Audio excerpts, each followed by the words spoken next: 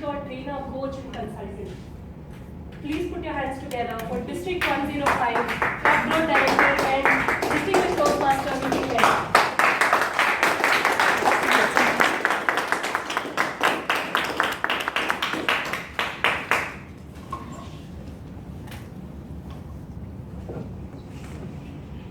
So good evening, how are you? Good evening. Great, all well? Yeah. All lots of line happening, yeah? Hook up happening. This is the way VP hooks up. Hook up, my God. And missing you all these days. Yeah. He's been spreading a lot of lies about me. But anyway, nice to be here. And yeah, today a small education session on evaluation. Do you think evaluation is important in a Toastmasters meeting? Yes. Evaluation is the heart of things because Yeah. we come here as a speaker, and unless we get an evaluation, we wouldn't know what we did right and what are the areas we need to improve upon, right? So the feedback which everybody gives plus the evaluation which you get from the evaluator is the key to improvement. If it is not there, you would find it very difficult to make improvements, yeah? And but when we give evaluation, there are certain ways that we need to do it. There are certain do's and there are certain don'ts. Yeah, we call it motivaluation. Motivaluation is evaluate to motivate. Meaning you don't want to give an evaluation or feedback to somebody in such a way that that person feels completely discouraged and they don't turn up to do roles in the next meeting. You want to tell that speaker or the role player what are the good things that they did and what are the areas that they need to improve upon, but even those segments you say it in a very motivational way so that they feel happy to listen to it. And there are few tips that I can share with you today when you start doing those. But these tips that I give are not the only way things can be done. These are some generic tips which you can start using, and once you start using and you become an expert in evaluation, you can start experimenting and doing it in different ways. I've been with Toastmasters for 15 years. Even today I struggle to give a good evaluation because evaluation is one of the biggest challenging role, the most challenging role in the Toastmasters program. Everything else is easy. Even that table topics 1 minute is very easy when you compare it to giving a good evaluation, where you really need to put some thoughts, so that when you finish your evaluation, that speaker should feel, fantastic, I love that. And feel motivated to come and do those roles in a better way. Again, it's not easy, but by practice and by following certain do's and don'ts, we can become good evaluators. I have a mentor, Uma Radhakrishnan, who's been my mentor for the last 15 years. Every time she gives an evaluation, it's a wow evaluation. But for me, when I give evaluations, even today, some evaluations are wow, some evaluations are so-so, some evaluations I feel bad after that evaluation. Hey, why did I do it like this? So it's not an easy role, it's a very difficult role to do, but we need to train ourselves to become better at it.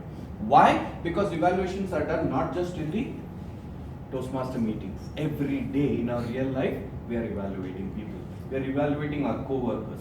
We are evaluating our team members. We are evaluating our family members, our children.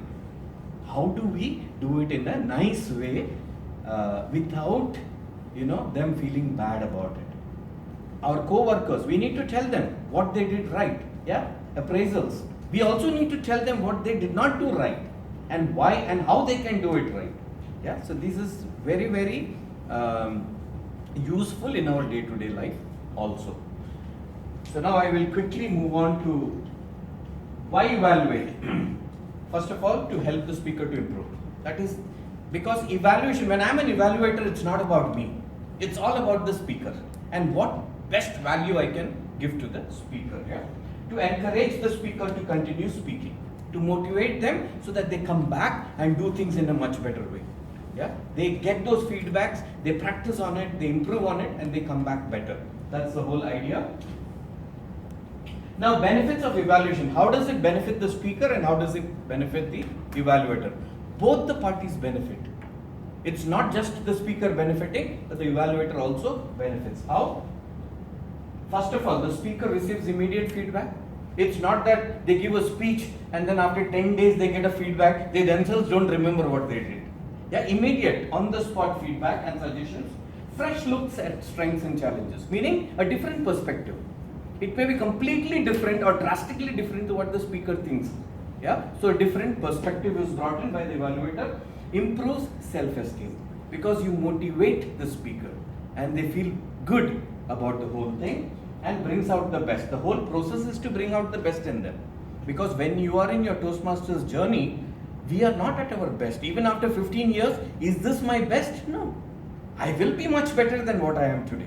I am much better than what I was. And a lot of these motivational evaluations have played a key role in helping me to improve. Yeah. But what is there for the evaluator? Listening skills. We human beings are very, very bad with our listening skills. We are good speakers probably, but listening, very bad. This forces us to listen, because when a speaker is speaking, we are forced to listen because we have to give an evaluation. Impromptu speaking skills, because you don't have much time. Immediately after the speaker is done, you're called upon to do an evaluation. So just those few minutes to prepare your notes.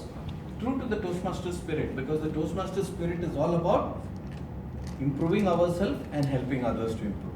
That's all. The only agenda in Toastmasters is that.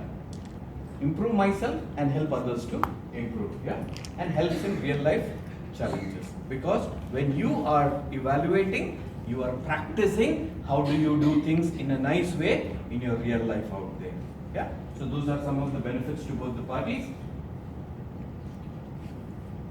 Now when we talk about, reviewing, before the evaluation, before you give the evaluation, some of the things that the evaluator need to look into, the objectives. So you need to thoroughly read out the objectives, because the speaker is giving a project based on certain specific objectives. Timer, give me 10, 12, 14. Yeah? Based on certain objectives. So you need to understand what are those objectives, because you are supposed to evaluate the speaker based only on that objectives. You don't go and tell them whatever you want. No. You tell them based on what is the objectives and how they have performed based on those specific objectives. For example, somebody did a P1. I will not evaluate them based on what is the P7 objectives, P6 objectives, voice modulation, body language. No, in P1 that's not the objective. The objective of P1 is just to come here and speak. Have they done that well? That's all you need to know. Yeah. For P5, P6, P7, it will come later. So no need to worry about that. Focus on the objectives. Personal goals. Speak to the speaker and see if they have anything personally aligned with that project. So they may tell you, hey, just focus on this because I want to improve this aspect of my speaking skills. So speak to the speaker, understand what their personal goals are, and of course, the experience of the speaker counts. So your evaluation will be based on the experience of the speaker, the project that they are doing, the objectives that they have. There's no one size fits all. Every speaker is different, every project objectives are different, and every speech is different. So you will evaluate based on the experience of the speaker. Of course, review the strengths and challenges of the speaker. I mean, you may have heard them speak earlier, so you know what are some of the strengths that the speaker has and what are some of the areas that they need to improve upon. In fact, even ask the speaker, is there any specific area I need to focus on? Yeah, the speaker may say, yeah, actually, you know what, I have this particular gesture which I keep doing, so can you just see how many times I do that gesture, because I want to reduce that. So there are certain aspects they may tell you which needs to be focused upon. The reward is, okay, I will just put it all together. So be a good listener, of course, yeah, which is very, very important. If you are checking your WhatsApp and your SMS messages while your speaker is speaking there, believe me, you will never be able to do a good evaluation. Your complete focus should be on the speaker. Be specific and encouraging. Don't be a brutal Ben. Brutal Ben is, oh, you know what, no, but I like to tell the truth. If you come here and tell the truth, brutal, no, I like to be brutally honest. Brutally honest, you will kill a budding Toastmaster. You will be so brutal that they will never renew their membership with the club. They will never dare to come back here and stay, because you must have killed their entire, motivation. So don't do that. Also, don't be a rerun Rosie. A rerun Rosie is, how many of you know dosa? The Indian dosa. Dosa, like this and like this, like this and like this, you keep doing. That is rerun Rosie. You keep talking about the same thing. oh, that voice modulation, you should have improved the voice. And for the whole 2 to 3 minutes, you keep speaking about that. It's okay. You mentioned about voice modulation. Now move forward. No need to keep repeating the same thing again and again. Yeah. And also, don't be a whitewash Willie. Meaning, somebody spoke about white lies. Don't whitewash. In the sense, don't try to please them. You're not here to please them. You're here to add value to them. Yeah. Don't give them what they want to hear, give them what they need to hear. Because you're here to improve, to help them improve. So don't just, sometimes we have this habit of, I don't want anybody to feel bad, so I will just tell everything is nice and hunky-dory. No. How are they going to improve? You have to tell them what are good, and you have to also tell them what are the areas they're probably not good at and they need to improve upon. Also, Oreo approach. How many of you eat Oreos? Very nice, isn't it?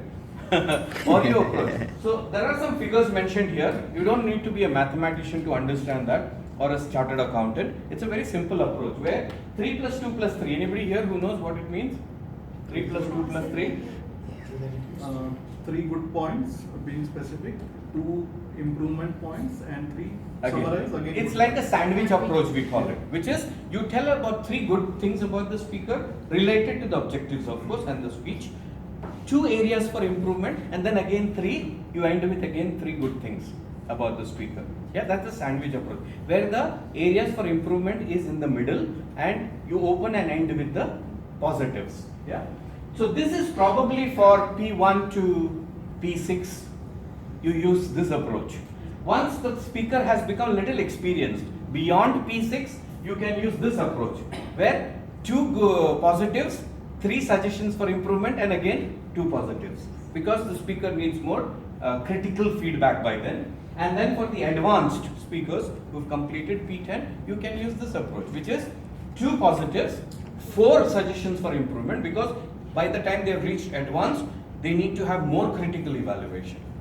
Yeah. So the evaluation gets more and more critical as you progress in your journey and as you become a more experienced speaker. So 2 plus 4 plus 2. Now, there is no hard and fast rule that you have to stick to these figures. It could be anything, the way you want to. You can experiment.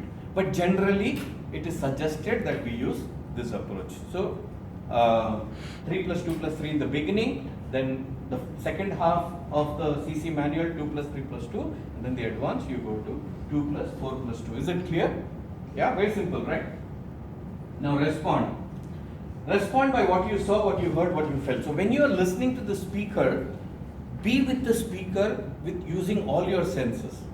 What you are seeing, your visual, what you're feeling, emotions being created. Like when our speaker Jaya was speaking about that no came out so emphatically that there were certain emotions created within us. At least for me. I don't know about the others. Did you feel some emotions? Some what do you say? Not so comfortable emotions within me. Like, it's not right. We know it's not right. It shouldn't happen, isn't it? Yeah. So these kind of things, and what you heard, of course, the auditory, and of course what you feel and what you saw. Yeah. So use all your emotions. In NLP we call it VAK, visual, auditory, kinesthetic. Use all those emotions when you are listening to the speaker. What you saw, it is the posture, the poise, the hand gestures, physical performance, stage use and all those things that you can focus on. What you heard, the enunciation, the use of language, the pronunciation, the enunciation, the voice timbre. Timbre can vary, some people can be like, oh, some people can be like, oh, different. So see how good or how it could be improved upon. The vocal variety. Some people are very flat, some people are, they have a lot of variety happening within their voice. So mention about all those things. Yeah. Pace and pause. The speed at which they speak. They shouldn't be too slow, they shouldn't be too fast. At the same time, it should be very balanced. Yeah. If you're too fast, people may not grasp it. And also it depends on what they're saying. For example, if you're telling humor, this guy has a very good way of saying humor.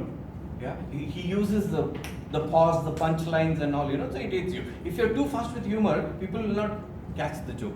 So these things, and then also the pauses. Sometimes the pauses can be very, very powerful. Yeah? You can just stay silent and give an amazing message without uttering a word. So pauses are very, very important. What you felt, of course, the impact, emotion, passion. Yeah, how passionate the speaker was. What did you feel listening to the speaker? Be honest and encouraging. It is important to be honest. You don't need to just whitewash everything, but it also needs to be encouraging. So everything should be said in such a way that it encourages the speaker at the end. Yeah? And it is your opinion. So when you say, no, we think you should do it this way, there's nothing called we think, I think, because you're giving your opinion. Each one of us inside may be thinking differently. Yeah? So it's always your personal opinion. So it's always, I suggest that probably you could have done it this way. Also, when you address the speaker, don't say, for example, you should have done this way. There's nothing that you should have done this. The speaker could have probably done it this way. Why? Because I'm evaluating for the entire audience. I'm not evaluating for that particular person. There's no personal chat that's happening, or there's no personal hookup that's happening. Yeah? Hookup. So it's for the entire audience. So you normally say, I like the way the speaker spoke about this. I like the way the gestures were used during this part of the speech. I would have loved the speaker to use a bit more of the stage area. See, you're being very general and you're including everybody in the evaluation. Some do, do's, don't use I phrases that I mentioned. Your reaction, your opinion, pleasant tone. You don't need to be like a disgruntled school principal who didn't get her salary for the last 6 months. You don't need to be. Be like a pleasant teacher who comes in and the teacher walks in, the students are so happy. Be someone who people love to listen the evaluation to. Do recommend. Recommendations are very, very important. Sometimes evaluators, just because they don't want to make the speaker feel bad, don't give suggestions for improvement, even though they know that these are areas where the speaker should improve. No, you're not doing justice to your role. So, give the recommendation. But again, there may be certain recommendation which you don't want to give in public. So that you can write in the manual or you can speak one-on-one. Because there may be certain sensitive suggestions which you don't want to reveal to the whole public. And do use third-party style. Like I said, the speaker could have done this. Or Jaya, I can mention Jaya. Jaya did this very well. Jaya could have done this way. Yeah, that's my personal suggestions. Okay, project objectives very, very important because everything has to be based on the objectives. Go through previous evaluation. Now this is very important. Sometimes if I'm evaluating a P6, I should read what the evaluations were from P1 to P5 because I may see certain things which are critical areas for improvement, and in P6 I can say, oh, you know what, in the previous speeches this was an issue, but in this speech they have overcome that issue. Yeah, so these are things you need to know about. So go through the previous evaluations and do conclude well, leave them with a smile. This is very, very important. So whatever may be the approach you take, in the end, say something very motivational. So even if you have given them a lot of feedback, or critical feedback, that they did a bad job, and you really made it clear that, you should have, for example, Vinish. If I was evaluating Vinish and I say, Vinish, your preparation was not up to the mark. For a speaker of P6 at this level and experience, I would have expected a lot more preparation from you. Yeah? Now I'm being very critical, isn't it? But after I say this, it all depends on how I end it. Why did I say this? Because I know Vinish has the potential. Yeah? And this is an example, I'm not actually evaluating.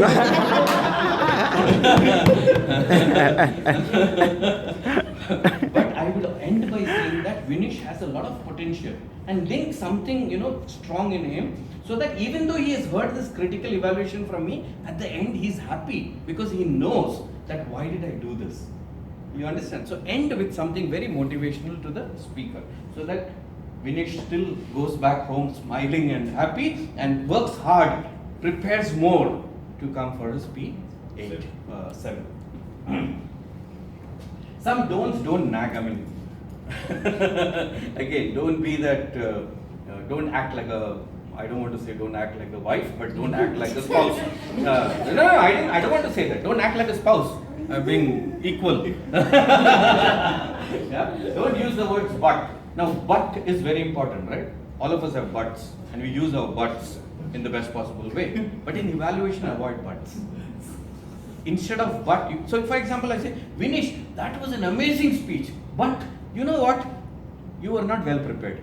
Now, whatever I said in the beginning is a lie probably, because I completely went against what I said. I can say, Vinish, that was an amazing speech, or that was a good speech. However, you could have made it into a great speech by doing this.